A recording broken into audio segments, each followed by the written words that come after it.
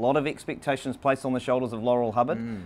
There's been a lot of talk here around, you know, the validity of her competing and all this kind of thing. That gets put aside tonight. She gets to wander out and go for it.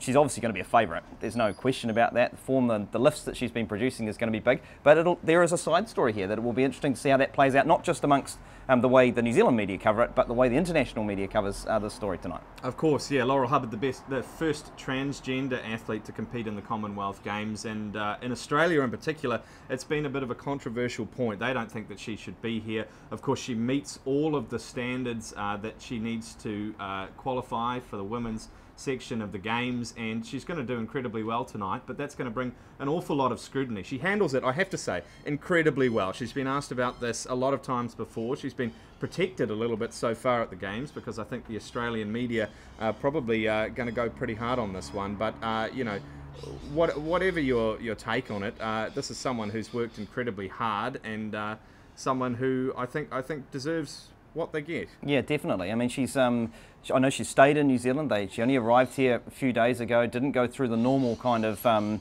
experience, if you like, of a pre-arrival press conference and all of that kind of thing. I think that's quite a clever thing because she's just been focusing on competing. Obviously, it's a very single focus. There's a one goal here, and that's to win gold. Put aside everything else from a competitive point of view. She just wants to win the gold. And if she's in the best place to do that, from a New Zealand sports fan, who cares about the rest of it? She just will go up. We'll probably climb up another couple of places with her on the medal table. So, you know, this is exciting, and I can't wait to see how she goes.